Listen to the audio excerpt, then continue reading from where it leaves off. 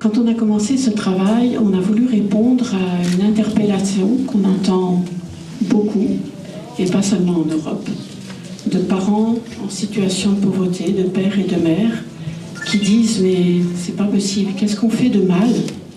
Malgré tous nos efforts, nos enfants vivent la même vie que nous. Est-ce que nos enfants vont hériter des fruits de nos efforts ou vont-ils vivre la même misère que nous? Bonjour, je m'appelle Steven, militant d'ATD 40 de Caen. Pourquoi je suis là? Pour nos enfants. Et qu'est-ce qui me fait vraiment envie de venir ici? Comprendre mieux pourquoi les enfants sont placés et que ça s'arrête. Je viens de Suisse, je suis là depuis le début entre guillemets parce que la dernière fois j'étais malade mais j'étais quand même présente et je représente aussi mon copain Ludo que malheureusement n'a pas pu venir mais il est aussi là depuis le début. Moi je suis de Hata, je suis venue de Pologne et je suis là pour, j'ai mis deux mots, donc le premier c'est force, parce que je suis là pour qu'on se donne toutes et tous de la force ce week-end pour justement des changements. L'autre raison c'est aussi qu'on comprenne plus encore l'importance du respect des droits. Parce que je pense qu'en fait, dans toutes ces questions, il y a beaucoup de violations des droits dans beaucoup de domaines, et notamment dans la protection de l'enfance. Je suis Gwendoline de Caen, militante. Et pourquoi je suis venue ici? Combattre et parler de ce qui nous est arrivé avec nos enfants et à notre famille. De 2019 à 2023, des groupes de jeunes parents de la Pologne, de la Suisse, de la Belgique, de la France, des Pays-Bas et de l'Espagne se sont mis au travail, celui du chantier famille.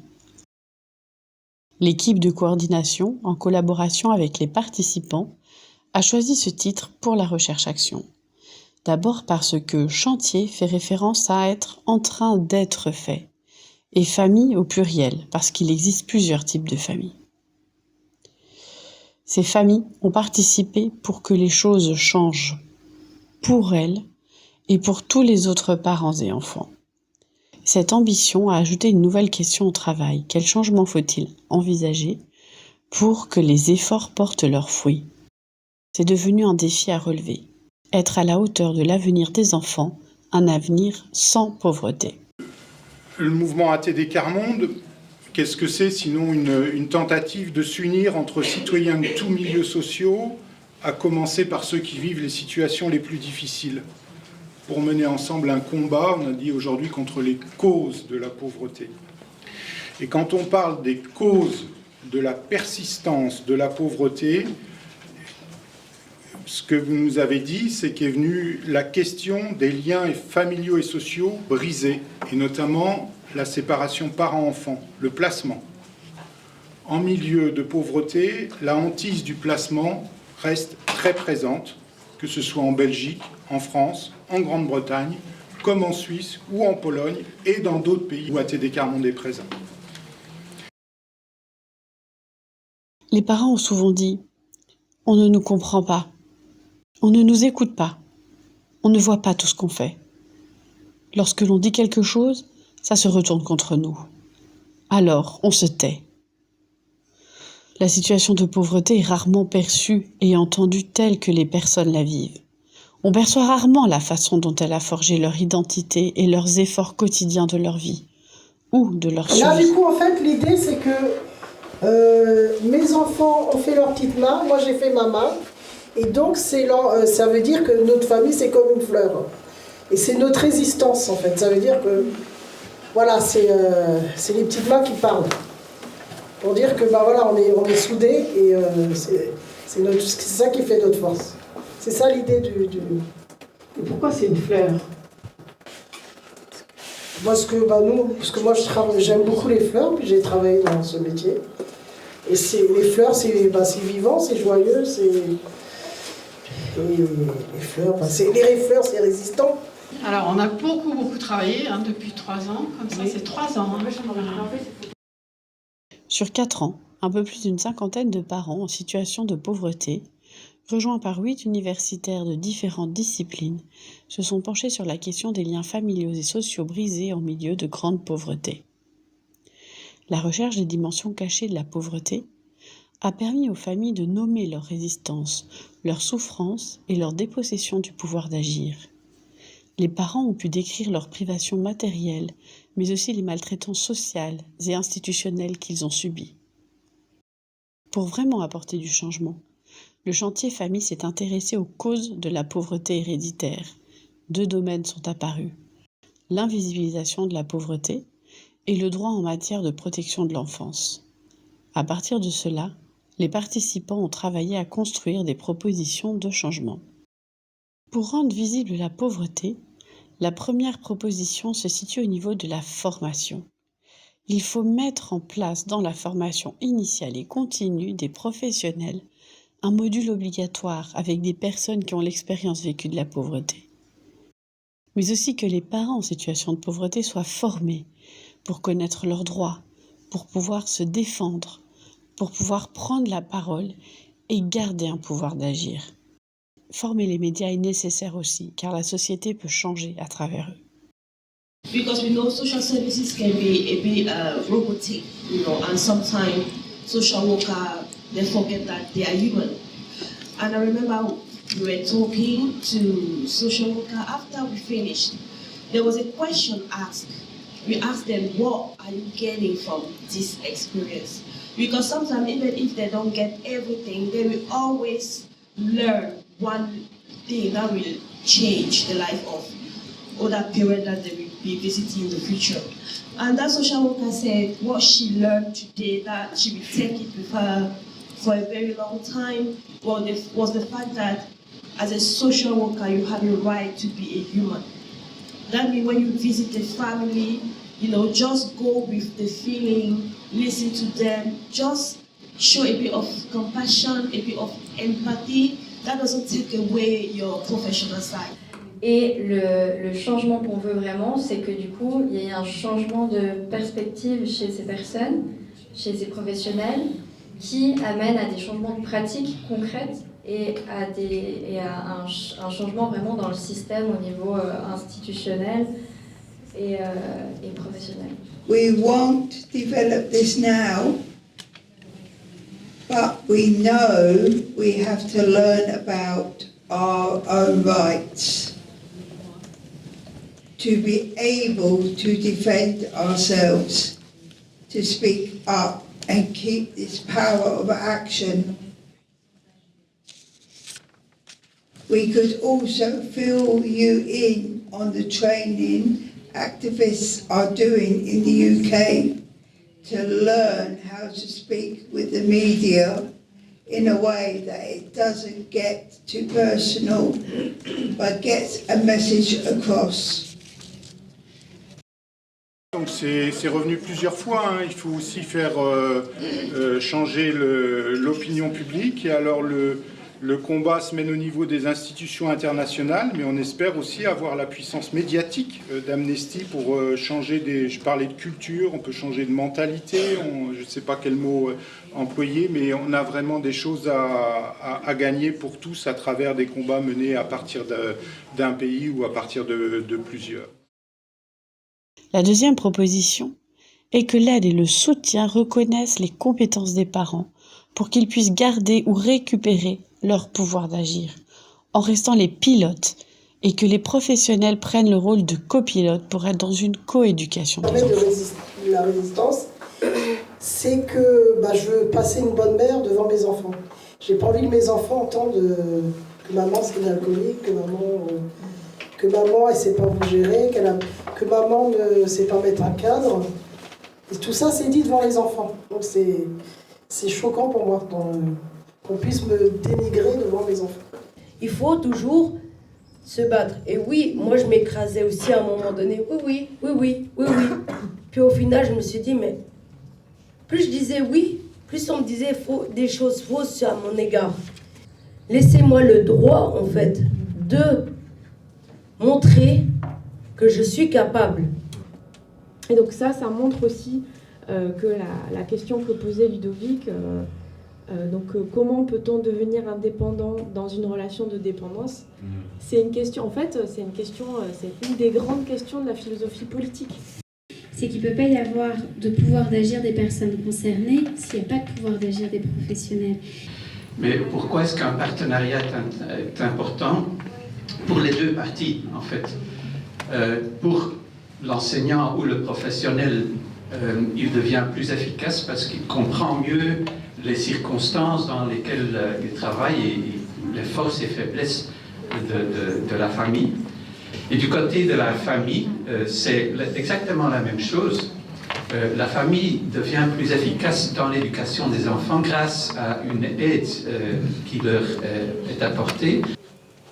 Les bénéfices sont plusieurs. Les parents comprennent mieux le rôle de parents et les enfants peuvent le reconnaître comme tel. Les parents s'entendent ce qu'ils apprennent des choses et qu'ils seront en mesure de transmettre à leurs enfants dans l'avenir. La troisième proposition est de changer le nom des institutions pour voir des transformations s'opérer à l'intérieur de ces institutions. Le nom que les participants du chantier famille ont élaboré est « Service de soutien à la famille », c'est-à-dire aux parents et aux enfants. Bien que les noms de ces institutions changent d'un pays à l'autre, leur titre en dit long sur leur projet de protection de l'enfance, et changer le nom amènera les professionnels à réfléchir à leur... It seems to me that to jump in to answer, or at least contribute to your question, the first point of call, the first priority needs to be to change the narrative, which means humanizing the situation. I think it's tremendous the work you're doing, and I'd love to talk to you more about it. I think based on what you're saying, in order to change social workers' perspectives, you need to make it feel like the people that they're working with to support could be them, could be their family, could be their neighbor, could be their brother, so that it brings it home that these are people just like us. C'est une question sans en être vraiment une en fait. C'est que quand on entend ça, on se demande après comment on peut demander l'aide des professionnels. C'est-à-dire comment est-ce qu'on peut encore avoir confiance aux professionnels pour leur demander de l'aide quand on a besoin. Et basiquement, il y en a beaucoup qui préfèrent galérer, rester vraiment plus bas que terre, plutôt que demander de l'aide en sachant qu'il y a un risque derrière, qu'on leur enlève leurs enfants pour rien. Comme vous avez parlé d'arrogance avec cet intervenant, lui, il va pas reconnaître les faits en fait. De qu'est-ce qu'il a dit, qu'est-ce qu'il a fait avec la personne et tout. Du coup, nous, on n'a pas trop le choix en fait. C'est ça que je trouve un peu... C'est contradictoire. Pour passer d'une relation qui est, il y a des parents qui font les choses de manière pas correcte, il y a des enfants victimes et il y a des institutions ou des sauveurs. Donc de changer ça en quelque chose qui soit systémique où ensemble on change la situation. Le second champ est celui du droit. Pour que le droit en protection de l'enfance soit effectif, la première proposition est de revoir les dossiers de protection de l'enfance, leur contenu, leur accessibilité, leur fonction, afin qu'ils soient le lieu d'une trace de vie familiale. Un projet pour l'enfant, on demande aux parents de dire sur une feuille ce qu'ils souhaitent pour leur enfant, comment eux ils voient leur enfant, etc. Et le professionnel il fait la même chose.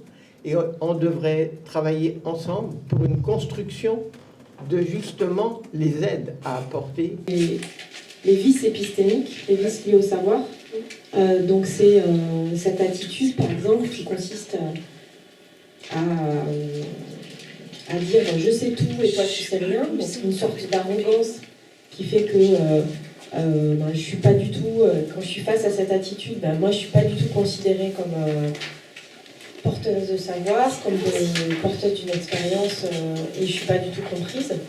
Donc ça recoupe ce que vous disiez, c'est-à-dire qu'en fait c'est une absence d'empathie, une absence d'écoute, une absence de compréhension. Donc c'est une autre manière de le dire. Et ces professionnels qui nous entourent, c'est qu'ils ont une très très grande souvent habitude de manquer de nous donner d'informations en vrai.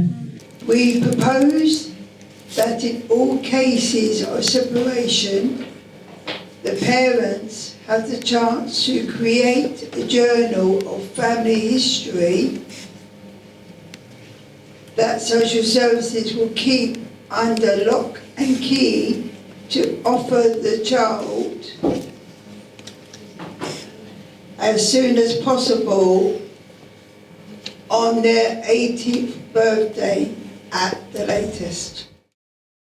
Ensuite, pour que les placements soient réellement temporaires, il ne s'agit pas de créer une cassure au sein de la famille, mais de mettre tout en œuvre pour organiser le retour de l'enfant dans sa famille. Le but de la mesure de placement, selon les traités internationaux des droits humains, n'est pas seulement de protéger un enfant, mais d'organiser son retour dans sa famille, après la disparition des éléments de danger qui ont justifié la séparation.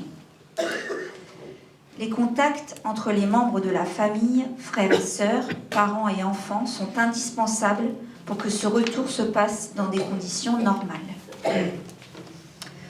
En plus de maintenir les liens entre les parents et les enfants, les parents devraient pouvoir être soutenus quand l'enfant est placé pour que la situation qui a conduit au placement puisse être améliorée. Les placements ont pour conséquence une cassure pour l'enfant au niveau de ses repères et du lien entre lui et sa famille. Ils fragilisent énormément le lien nécessaire entre parents et enfants. Donc je fais tout pour la sortir du foyer, mais alors avant c'était avant il me disait oui, mais il faut des étapes pour que vous puissiez récupérer vos filles. Et là au dernier réseau j'ai dit mais les étapes je les ai déjà franchies maintenant, donc je vois pas ce qui empêcherait que je récupère mes filles. Et là, le directeur me dit oui, mais maintenant il y a encore l'apprentissage qui se met en route pour ma grande. Donc du coup, ça pourrait la perturber de rentrer à la maison en même temps de commencer un apprentissage. Et le directeur me dit aussi, mais c'est là où je trouve aberrant, il n'y a pas d'autre mot, c'est que le directeur du foyer me dit plutôt que de récupérer vos filles, pourquoi est-ce que vous ne faites pas en sorte qu'elles soient heureuses au foyer? I know that in the UK, if you've been in care and you have a child, they will automatically go to court while you're pregnant to remove that child because they say that you're not a good enough parent, even though they're the ones that actually parented you. So if you look at it on that, it's a really good idea about the fact that you can stop it from going on to the next generation because they do use it against you. Pour finir, quand les parents se retrouvent devant le juge, le débat contradictoire doit être plus équilibré. Qu'avant, pendant et après l'audience devant le juge, les parents en situation de pauvreté aient la possibilité d'apporter leurs arguments et réagir aux arguments des autres. Un débat contradictoire devant le juge doit être un débat équilibré où chacun apporte ses arguments et réagit aux arguments des autres. On constate que souvent ce n'est pas comme ça que ça se passe. Avant l'audience, devant le juge, les travailleurs sociaux ont écrit beaucoup de négatifs à notre égard dans leur rapport. Est-ce qu'on connaît le rapport avant l'audience devant le juge? Certains parents ne voient pas du tout le rapport avant l'audience. Certains parents peuvent lire le rapport, mais il faut prendre rendez-vous et on y va seul. Et on n'a pas beaucoup de temps et on ne peut pas l'emporter chez soi. En plus, parfois, on reçoit les convocations pour l'audience très tardivement. Certains professionnels lisent le rapport aux parents et d'autres ne lisent que les conclusions. Que les professionnels, sauf quand ils en sont empêchés ou quand il y a du dysfonctionnement, et ça arrive fréquemment, mais c'est pas la même chose que les professionnels préparent l'audience avec les parents en leur donnant la lecture du rapport. C'est pas la même chose que ce que vous proposez, qui est que le rapport soit adressé aux personnes. Une proposition très simple que j'ajouterai à celles qui ont été faites, une proposition d'avocat, justement, en tout cas de juriste. Derrière cette bizarre expression du principe du contradictoire, il y a aussi cette règle que le juge ne peut pas prendre de décision sur la base de faits ou de rapports dont il a connaissance et dont les parties, les parents, l'avocat de l'enfant, le procureur, n'ont pas connaissance. Alors en ce qui concerne ces rapports qui arrivent au dernier moment, et ça arrive partout, y compris en Belgique, alors chez nous, les juges essayent de s'en sortir en disant vous savez, il y a un rapport qui m'est arrivé ce matin, je vous lis la conclusion, et le juge essaye de rattraper finalement le respect du principe du contradictoire. Je pense qu'on pourrait instaurer une règle très simple. Le juge ne peut pas se baser sur un rapport qui n'a pas été signé pour prise de connaissance par les parties qui sont à l'audience. Ce qui obligerait tout simplement, d'abord que le rapport soit déposé à temps et qu'on ne peut pas s'en servir si on n'a pas la preuve que les parents, entre autres, en ont pris connaissance. Nous ne nous autorisons pas à écrire au juge avant l'audience alors qu'on a du positif et qu'on pourrait écrire. Notre combat quotidien pour les choses simples de la vie, avant et pendant l'audience, on est à fleur de peau parce qu'on a beaucoup d'émotions, on est tendu, stressé et angoissé. On n'est plus à armes égales, on ne peut plus s'exprimer. Régulièrement, on nous ressort des choses du passé sans voir qu'on a changé. En conclusion, moi je terminerai en répétant quand même qu'au cœur de tout, gagner une évaluation continue des évolutions du système avec les parents, ça je pense que c'est une boussole pour nous d'arriver à faire avancer ça. Et puis j'ai en tête Joseph Wrezinski, quand j'étais jeune volontaire, qui nous parlait des promesses non tenues. Qu'il l'a écrit d'ailleurs, que ça c'était le plus grave quand on était engagé dans la lutte contre la pauvreté, les promesses non tenues. Et évidemment, quand on prenait une promesse, on ne se rendait pas compte de ce sur quoi on s'engageait, mais qu'il fallait quand même essayer de poursuivre. Alors on sait que les invités d'aujourd'hui, on leur a fait prendre aucune promesse, mais quand même ce chantier famille, c'est une promesse qu'on a prise ensemble. Et donc, on espère vraiment continuer le chemin ensemble sur réussir à gagner des changements forts, des changements concrets à tous les niveaux évoqués aujourd'hui. Pour approfondir chacune de ces propositions et découvrir des exemples de bonnes pratiques, référez-vous à notre document « Bâtir un avenir sans pauvreté pour les enfants », parents et société ensemble.